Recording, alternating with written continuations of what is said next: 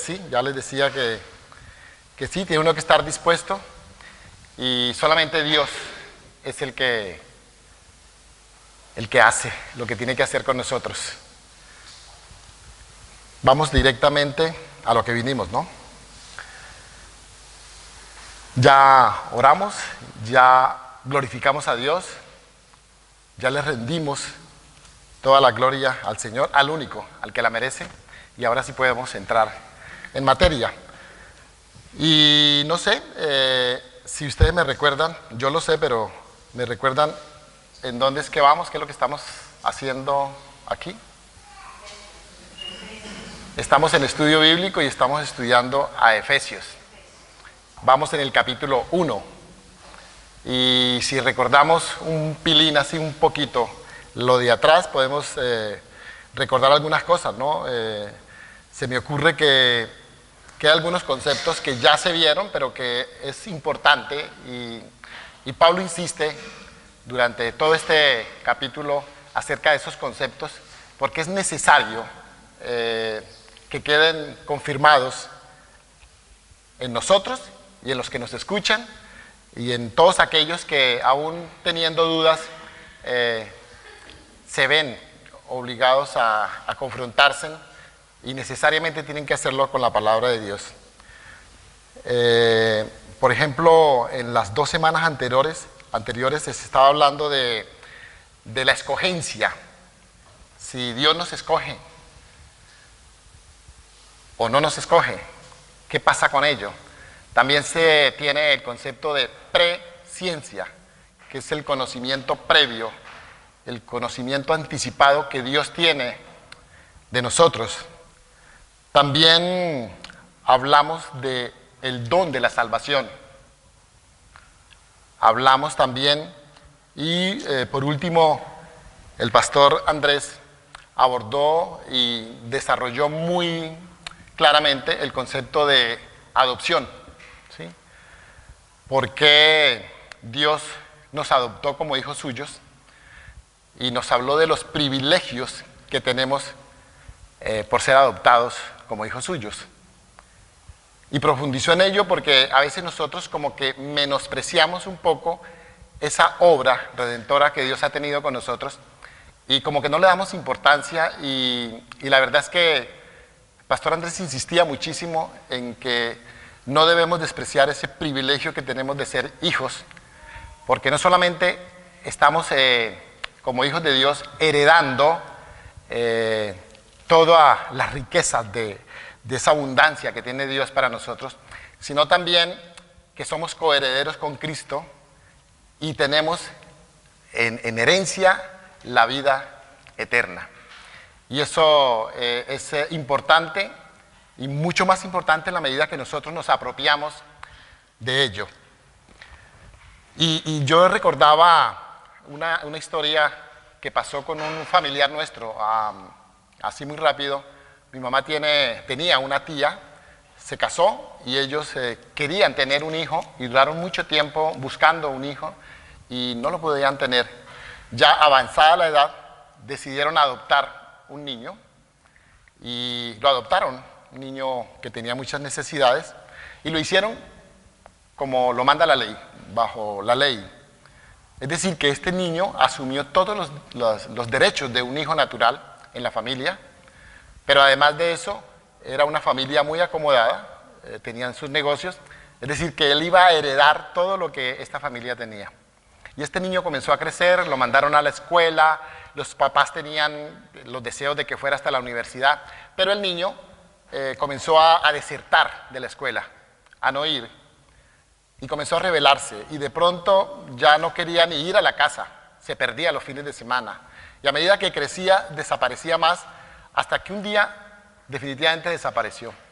Este par de papás lo buscaban por cielo y tierra, ellos decían, si nosotros tenemos que dar todo lo que tenemos para que se rehabilite, porque él cayó en las drogas y cayó en la perdición, de verdad que estamos dispuestos a ello. No lo encontraron y creo que alguna vez alguien lo referenció y él dijo que él no quería saber de ellos. Renunció a ellos. Este chico se perdió entre los habitantes de la calle de esa ciudad y no estoy seguro, pero creo que él con el tiempo murió. Renunció a ese favor que le había dado este par de papás. Y yo digo, si con nosotros, los seres humanos, podemos dar de esas cosas, ¿cuánto no más Dios, que nos ha adoptado como hijos suyos y que siempre está ahí? O sea, pero somos nosotros. Fue este chico el que decidió no renunciar a esa herencia que Dios le había dado. Y esto para confirmar la importancia que tiene que nosotros nos asumamos como hijos de Dios. Bueno, en el orden que vamos, nos corresponde Efesios 1:6. Entonces vamos a Efesios 1:6. Y en Efesios 1:6 dice la palabra de Dios, para alabanza de la gloria de su gracia, con la cual nos hizo aceptos. Esta referencia de la gloria de su gracia, con la cual nos hizo aceptos, hace referencia a otorgar gracia, a investir con honor especial, a ser acepto, a ser muy favorecido.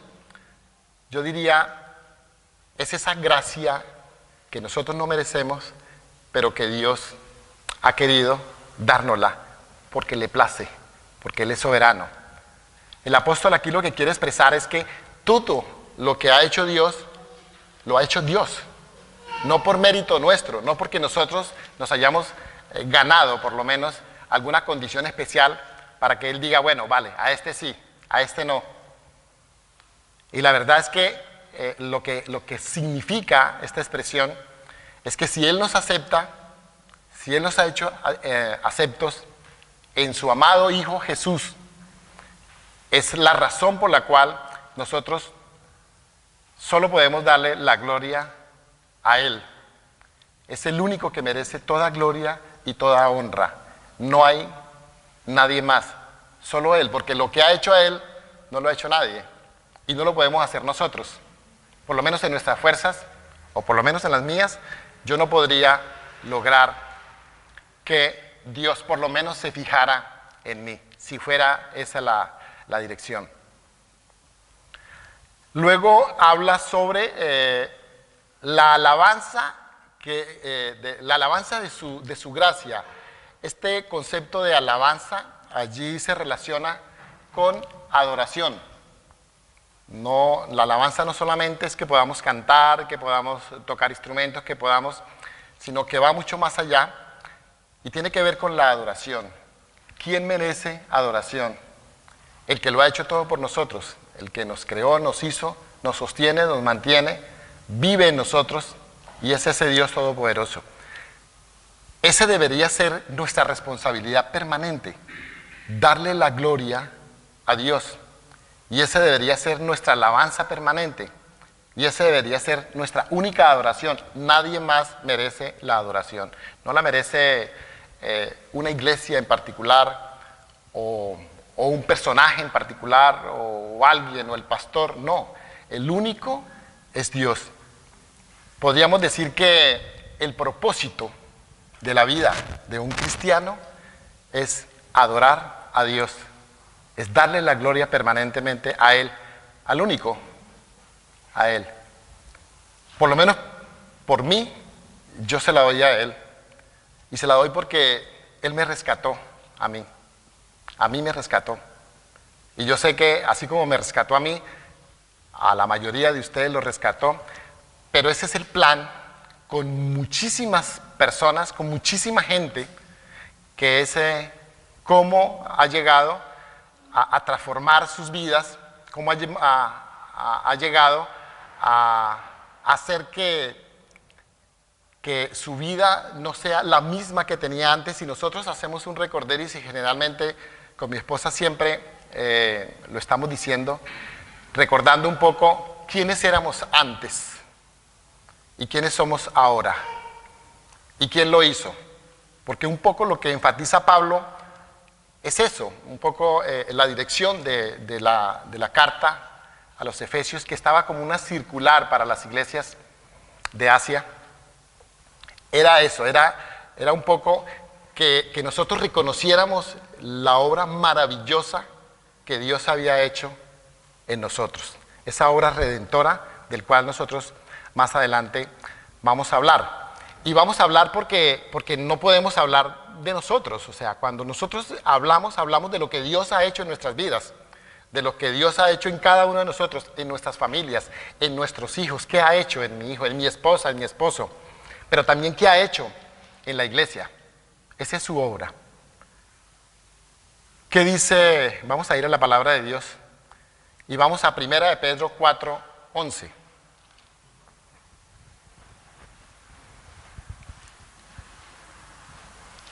¿La tienen? Estamos. 1 de Pedro 4:11 dice: si alguno habla, hable conforme a las palabras de Dios.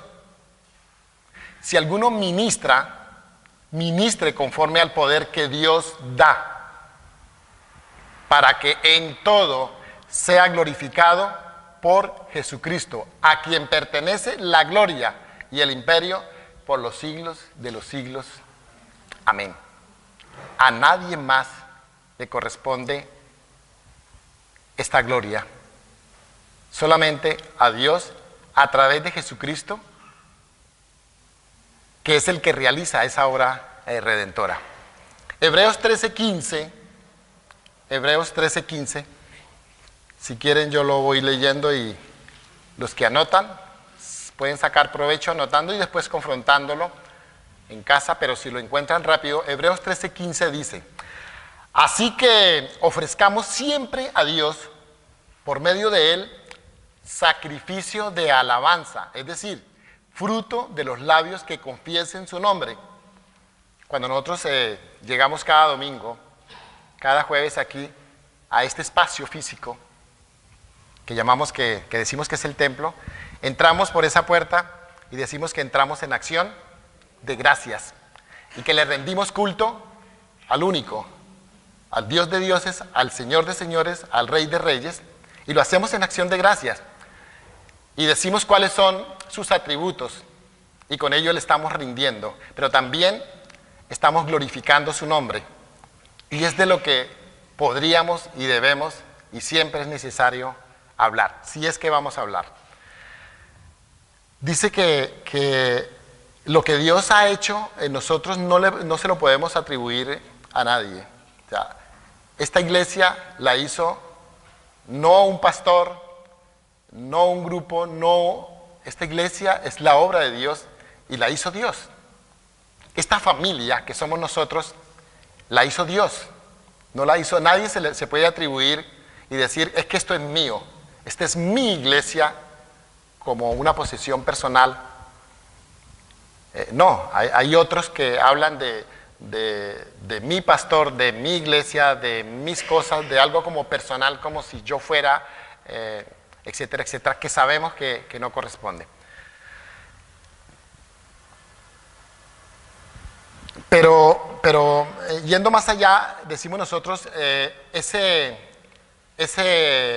acepto que somos en Cristo Jesús, somos aceptos en Él, no porque yo haya hecho algo especial en mi vida o porque aún siendo cristiano soy tan bueno o algo así, sino porque a Dios le place y porque Jesús mismo, que ha obrado como propiciación en esa obra redentora, le place. La gloria de su gracia, esta se puede interpretar como la manifestación de su favor, o sea, esa gloria de su gracia. Nosotros veíamos en el Antiguo Testamento cómo decían que cuando la gloria de Dios se manifestaba, era un resplandor que lo inundaba todo. Y ese resplandor que le inundaba todo, decían que era la presencia de Dios. Y era para que todo el mundo rindiera culto a esa presencia de Dios. En nosotros sigue siendo vigente ese resplandor de Dios, esa presencia de Dios, ¿sí? Y más allá es de esa presencia que no merecemos, que no es merecida por nosotros, porque no hemos hecho absolutamente nada para ello. Y eso simplemente nos lleva a entender por qué Pablo insiste tanto en que reconozcamos ese valor supremo que tiene el amor redentor de Dios a través de Jesucristo, que sin merecerlo, Él nos lo da. Y el ejemplo supremo de ello es que podemos decir que el amor redentor de Dios lo hizo para toda la humanidad, no para unos cuantos, no para los que hay que chulear, sino para toda la humanidad. Y eso nos remite directamente a Efesios 1:7. Vamos a Efesios 1:7.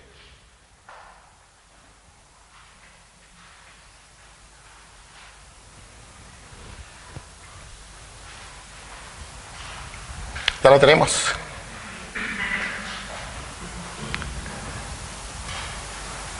Efesios 1:7 dice así la palabra de Dios: en quien tenemos redención por su sangre, el perdón de pecados según las riquezas de su gracia. Ahí tenemos un concepto del cual ya hemos hablado, que es redención. Redención por su sangre, el perdón de pecados, y la abundancia de su riqueza, las riquezas de su gracia. Si vamos a Colosenses, pueden anotarlo, pero si vamos a Colosenses 1:14, dice también igual. Colosenses 1:14 dice: en quien tenemos redención por su sangre, el perdón de pecados. Y cuando hablamos de redención, tenemos en esa palabra como varios significados, pero que podríamos, todos nos remiten a un único significado. Podríamos hablar que redención significa libertad. Dios nos liberó, nos redimió.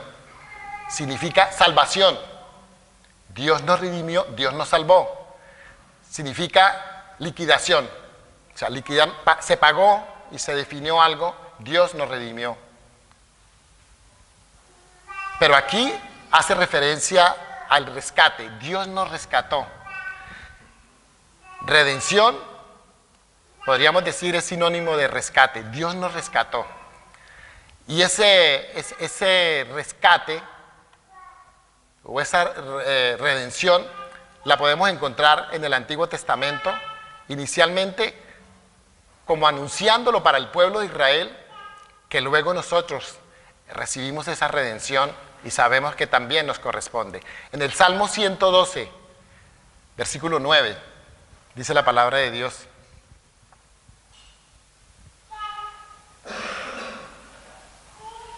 Salmo 112, versículo 9. Redención ha enviado a su pueblo, para siempre ha ordenado su pacto, santo y temible es su nombre. O sea, estaba anunciándole al pueblo de Israel que iba a tener rescate, que iba a tener salvación, que iba a tener libertad. Y lo confirma también el Salmo 137. Salmo 137. 112, 9. 111. Sí. Yo me estaba paseando por otro lado. 111, 9. Ahora vamos al 137. El Salmo 137, espero que este sí sea. Dice, ¿quién lo quiere leer? Junto a los ríos de Babilonia, allí nos sentábamos y aún llorábamos, acordándonos de Sidón. 130, versículo 7.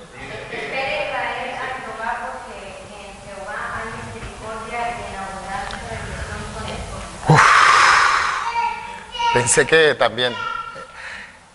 Espere Israel al Señor, porque en el Señor hay misericordia y abundante redención con Él. No estaba ofreciendo cualquier pedacito de redención. Dice que abundante libertad, abundante salvación, rescate en cantidad para el pueblo. Pero es importante lo que en Romanos 3, del 21 al 26, define en una cantidad de conceptos la redención.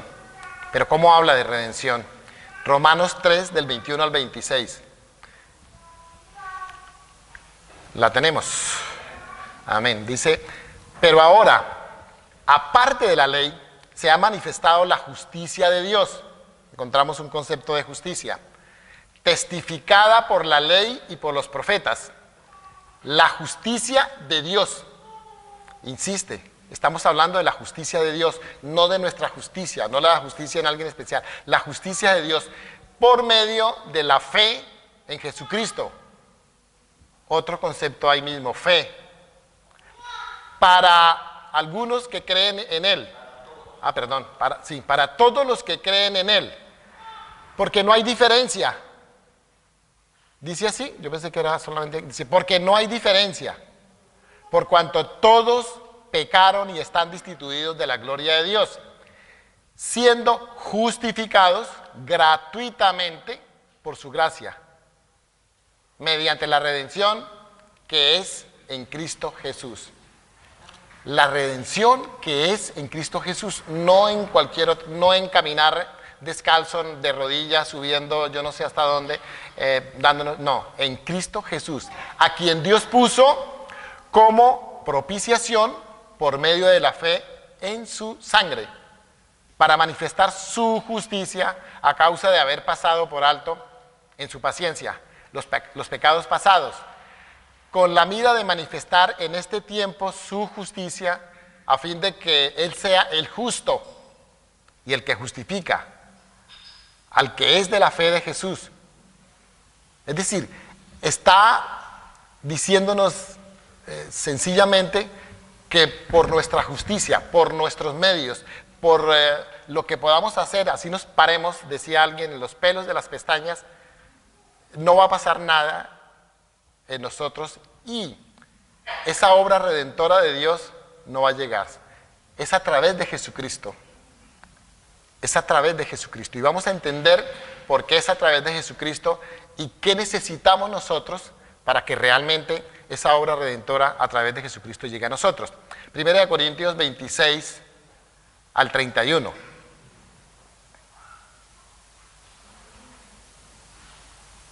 Primera de Corintios 1 del 26 al 31. Dice, pues mirad, hermanos, vuestra vocación, que no sois muchos sabios según la carne, ni muchos poderosos, ni muchos nobles, sino que lo necio del mundo escogió Dios para avergonzar a los sabios, y lo débil del mundo escogió Dios para avergonzar a lo fuerte. Y lo vil del mundo y lo menospreciado escogió Dios, y lo que no es, para deshacer lo que es, a fin de que nadie se jacte en su presencia. Mas por Él estáis vosotros en Cristo Jesús, el cual nos ha sido hecho por Dios sabiduría, justicia, santificación y redención, para que, como está escrito, el que se gloríe, gloríese en el Señor. Entonces fíjate todos los elementos adicionales que necesitamos para la obra redentora, que es la justificación, la santificación, la sabiduría y la misma redención. Hebreos 9 del 11 al 12.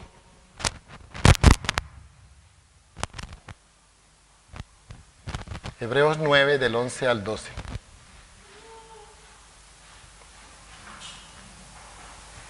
Dice, pero estando ya presente Cristo, sumo sacerdote de los bienes venideros, por el más amplio y más perfecto tabernáculo, no hecho de manos, es decir, no de esta creación, y no por sangre de machos cabríos ni de becerros, sino por su propia sangre. Entró una vez y para siempre en el lugar santísimo, habiendo obtenido eterna redención. Insiste, el que lo hizo fue Dios a través de Jesucristo, y ni siquiera es obra de este mundo, de esta tierra. Es algo que nosotros seguramente nos queda difícil entender, pero Dios lo hizo, y lo hizo por nosotros, y lo hizo para nosotros. Y es una redención eterna.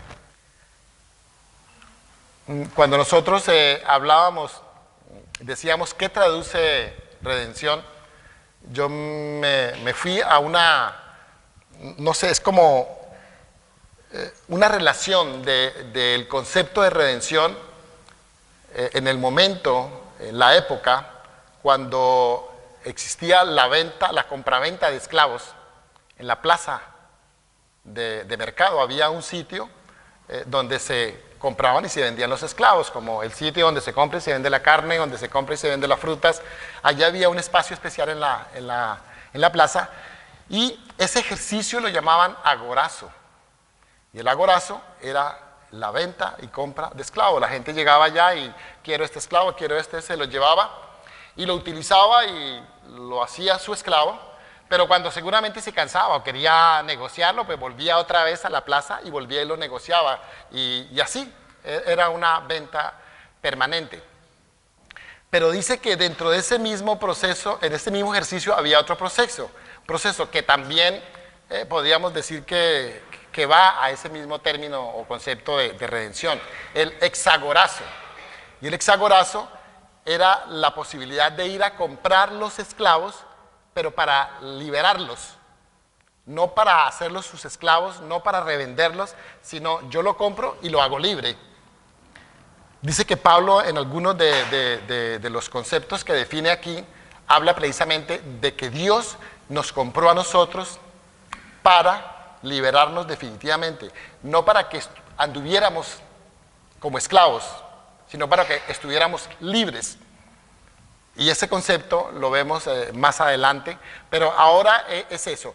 Pero también hay otra palabra griega que traduce para redención, que se llama opolutrosis, opolutrosis.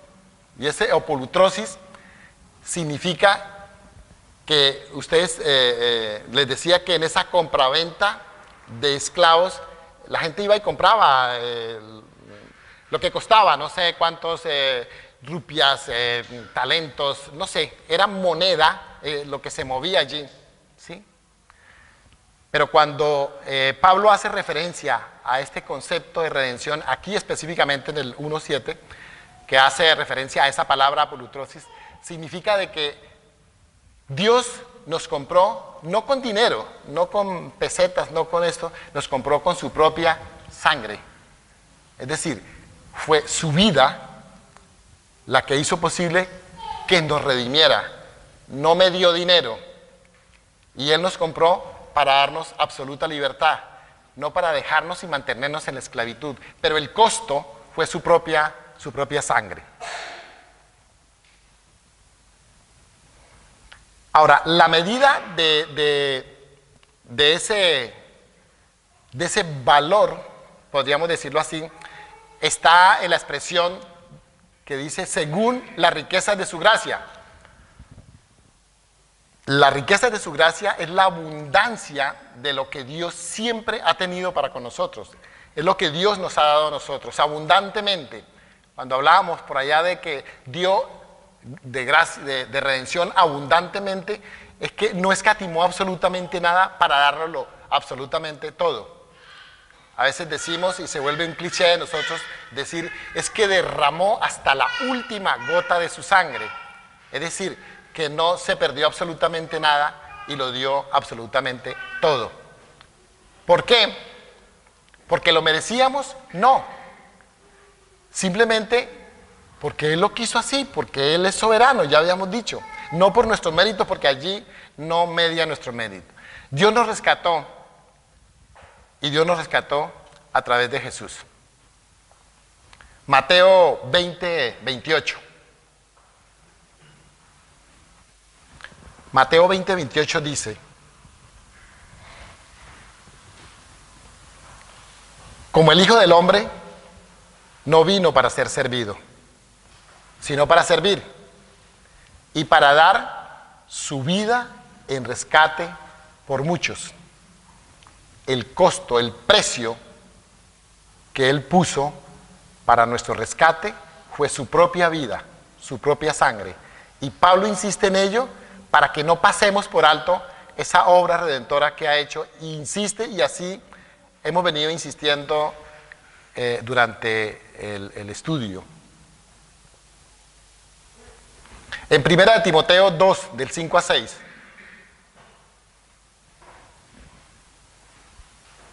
Primera de Timoteo 2, del 5 a 6.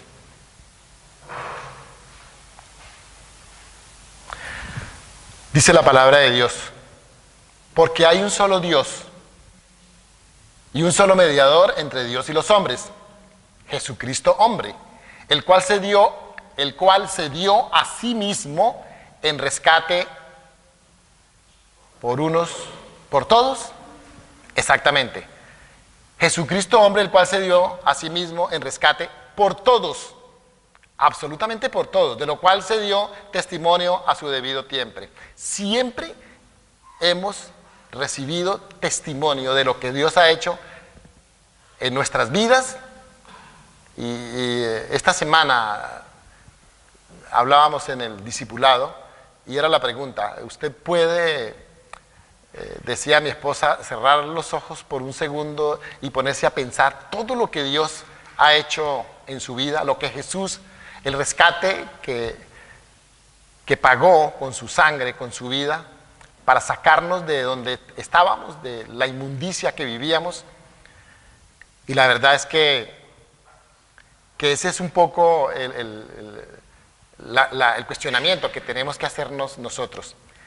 Cuando hemos insistido en ello, es un poco, alguien se ha puesto a pensar que esto no está escrito ahí y que a veces lo asumimos como que sí, Dios me salvó, Jesús murió por nosotros, y como que lo tomamos a la ligera y no le damos el valor y el aprecio que merece, sino que pasamos un poco como de largo en ello. Y lo que nos pide Pablo es que reconozcamos el valor supremo, tan valioso, de lo que Dios hizo a través de esa obra redentora. Hoy mismo nos pide que si nosotros tenemos la posibilidad de recapacitar en ello, que pidamos perdón a Dios, porque seguramente hemos pasado de eso, de reconocer lo valioso que ha sido esa obra redentora de Dios en nuestras vidas. Y un poco preguntarnos lo mismo: ¿de qué te ha rescatado a ti?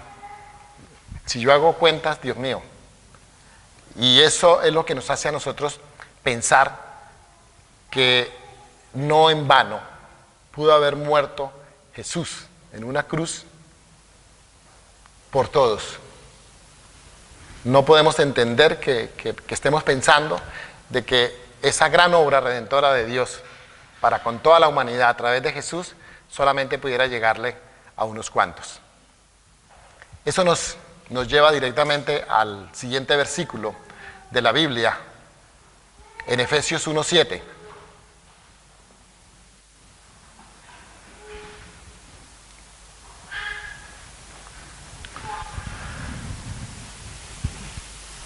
Efesios 1:7 dice: en quien tenemos redención por su sangre, el perdón de pecados.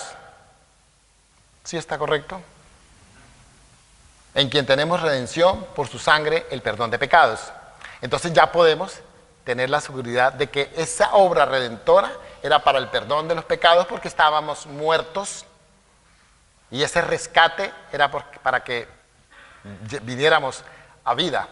Pero para poder perdonar esos pecados, tenemos que confesarlos. Debe haber confesión. Si no hay confesión, no hay perdón de pecado. Vamos a 1 de Juan 1,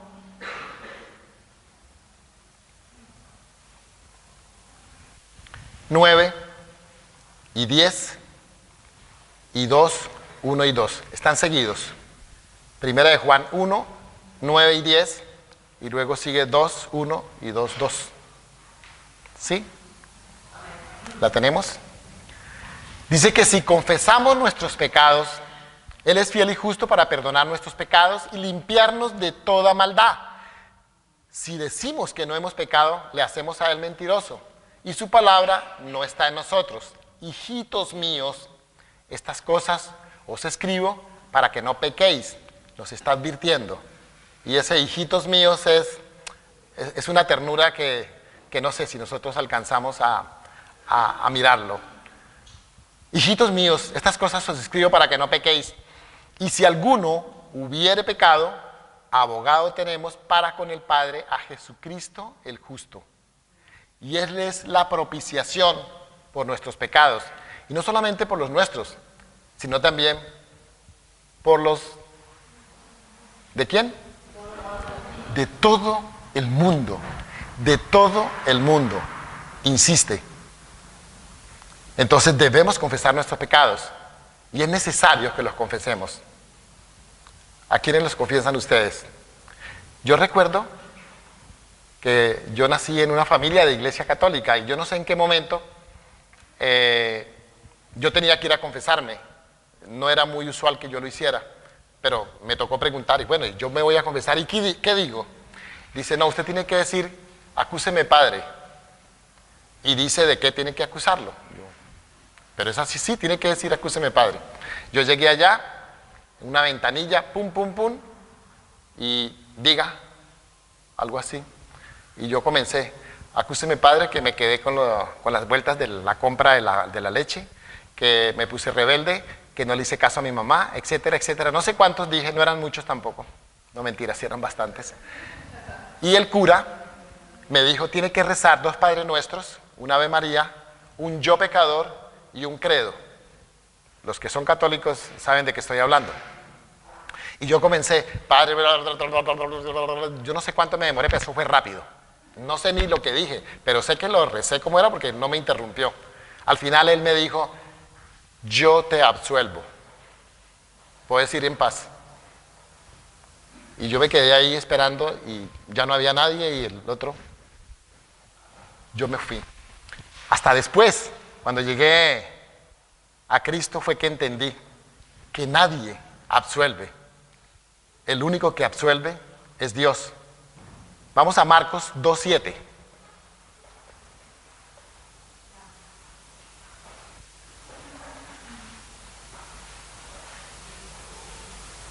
Lo tenemos. ¿Alguien lo quiere leer?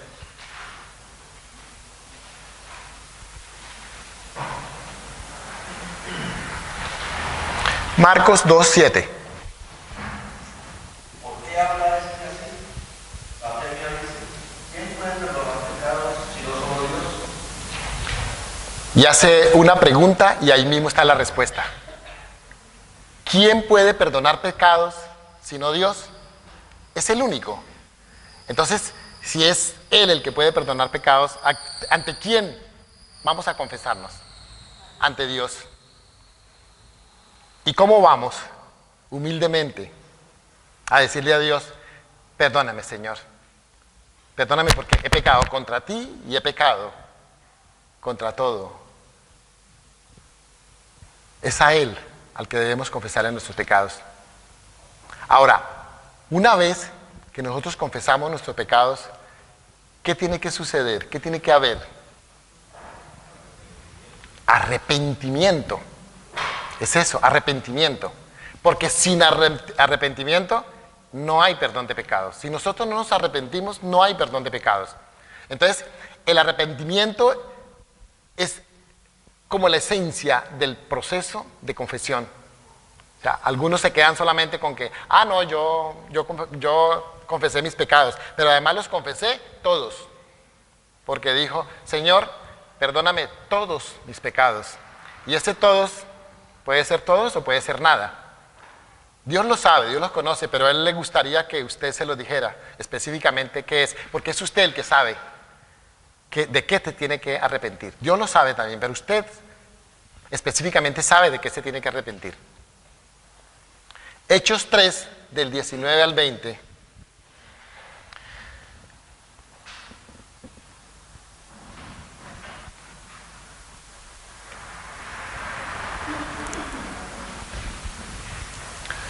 Dice la palabra, Así que arrepentíos y convertíos para que sean borrados vuestros pecados. ¿Cómo dice? Arrepentíos y convertíos para que sean borrados vuestros pecados, para que vengan de la presencia del Señor tiempos de refrigerio, y Él envíe a Jesucristo que os fue antes anunciado. O sea, todo lo que hemos venido hablando de la obra redentora de Dios mediante Jesucristo es para el perdón de pecados. Él es el que lo entregó todo para perdón de pecados. Hay gente que cree que es elemental, que es sencillo, que solamente es decir, perdóneme y ya está, y no me arrepiento. Es increíble de la manera como nosotros a veces lo asumimos, incluso entre la iglesia, entre los hermanos cristianos, algunos lo asumen, a ver, como yo ya estoy salvo, me doy la libertad para seguir pecando. Y lo que Dios está aclarando aquí es que eventualmente podemos nosotros caer en pecado, eventualmente podemos nosotros meter la pata, decía mi amigo, pero eso no significa que nosotros estemos viviendo en pecado y estemos practicando el pecado. Pero si nosotros llegásemos a pecar, tenemos que confesarlo, tenemos que arrepentirnos, es decir, un arrepentimiento verdadero para que realmente llegue a nuestra vida tiempos de paz, de tranquilidad, que no se nos sequen los huesos, porque Jesucristo, que es nuestro abogado, Él es fiel y justo para perdonarnos. ¿Qué dice Juan 3, del 8 a 10? Hablando de la práctica del pecado. Primera de Juan 3, del 8 al 10. Primera de Juan 3, del 8 al 10. Dios no tiene nada que ver con el pecado. Así de que el que practica el pecado no es de Dios. Y dice entonces la palabra, el que practica el pecado es del diablo, porque el diablo peca desde el principio. Ese fue su origen de caída, precisamente, el pecado. Para esto apareció el Hijo de Dios, para deshacer las obras del diablo. Todo aquel que es nacido de Dios no practica el pecado, porque la simiente de Dios permanece en él y no puede pecar, porque es necesario, porque es nacido de Dios. En esto se manifiestan los hijos de Dios y los hijos del diablo. Todo aquel que no hace justicia y que no ama a su hermano no es de Dios. ¿Más claro? Está ahí. Insistimos, sin arrepentimiento no hay perdón de pecados. Y el arrepentimiento no es simplemente, qué pena, la embarré, me equivoqué, ay, Dios, discúlpame. Y ese como medio conciencia de que está haciendo algo, pero que no es así como el pecado, ¿no? Tiene sus consecuencias. Porque si tú lo confiesas de esa manera y no hay un verdadero arrepentimiento, y aquí tenemos que hablar de cuál es el verdadero arrepentimiento, y el verdadero arrepentimiento es darle la espalda al pecado, es ir en una dirección, lo hemos dicho muchísimas veces, y darle la vuelta a la dirección en que íbamos. Hay una palabra griega que también simboliza esa vuelta del pecado, que es la metanoia, que dice yo voy en esta dirección hacia el pecado y entonces le doy la vuelta, le doy la espalda al pecado y no lo vuelvo a repetir. El verdadero arrepentimiento es no volver a repetir el pecado, porque si tú lo repites, estás practicando el pecado, estás haciéndolo en tu vida, y entonces ya no es de Dios, porque Dios no tiene nada que ver con el pecado. Te conviertes en hijo del diablo. Pero sin embargo, hay personas que siguen pensando de que como Dios es tan bueno, y es verdad, Dios es bueno, supremamente bueno, pero eso no significa que nosotros podamos tranquilamente seguir pecando, porque algunos piensan que, no sé si ustedes han escuchado esos dichos de una vez al año no hace daño, expresiones como, es una canita al aire, es algo insignificante, y resulta que cada vez que hacemos esas cosas, estamos haciendo del pecado una práctica en nuestras vidas, y eso nos acerca a Dios. No, eso nos aleja de Dios. No nos acerca a Dios, sino que nos aleja. El pecado tiene sus consecuencias, y el pecado, ya lo hemos escuchado montones de veces aquí, en Romanos 6:23, que la paga del pecado es la muerte. Pero cuando pensamos que Dios es tan bueno, también entendemos y sabemos que la palabra de Dios dice que de Dios nadie se burla. Dios no puede ser burlado. En Gálatas 6:7 dice precisamente, no os engañéis. A Dios no lo podemos engañar. Y lo que sembrares, eso cosecharás. No podemos burlarnos de Dios. No podemos hacer del pecado una práctica y algo normal, absolutamente normal, y no pasa nada. Y cuando estemos en el último estertor de la muerte, entonces nos arrepentimos y ya, somos salvos. De alguna manera la invitación es esa, es que no tomemos a la ligera el pecado, que asumamos una responsabilidad respecto a no despreciar, a no menospreciar esa maravillosa y grandiosa obra redentora de Dios que hizo a través de Jesucristo. Tenemos redención, que es el rescate que pagó Jesús con su propia sangre por el perdón de nuestros pecados. Tenemos el perdón de nuestros pecados a través de la confesión, pero una confesión que tiene su peso en el arrepentimiento. Tenemos que arrepentirnos. Y es un poco la invitación todavía hacia nosotros. Es muy importante que ese arrepentimiento sea verdadero, que no sea un arrepentimiento de pasar por alto cosas que nosotros hacemos y que simplemente damos por hecho de que como Dios es tan bueno, entonces Él nos perdona. Pero fundamentalmente a nosotros, que no podemos hacer del pecado una práctica permanente. Ni siquiera en lo ocasional, Dios pide que nosotros seamos santos porque Él es santo. Y sobre todo, si nosotros llegamos a reconocer verdaderamente el valor que tiene esa obra redentora de Dios, el precio que Él pagó por nuestra salvación, lo que le costó, y que nosotros somos privilegiados como hijos de Dios de disfrutar, de gozarnos de esa libertad que tenemos ahora en Cristo Jesús, de esa vida eterna, puede hacer eso el permanente en nuestras vidas, que podamos estar permanentemente agradecidos con Dios, dándole a Él toda la gloria, toda la honra, porque la merece. Amén. Bueno, hermanos, creo que hasta aquí llegué yo.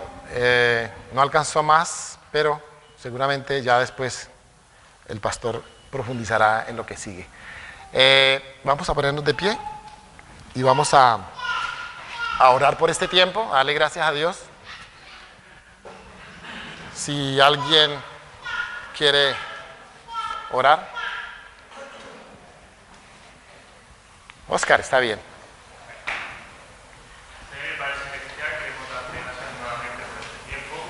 Gracias, Dios.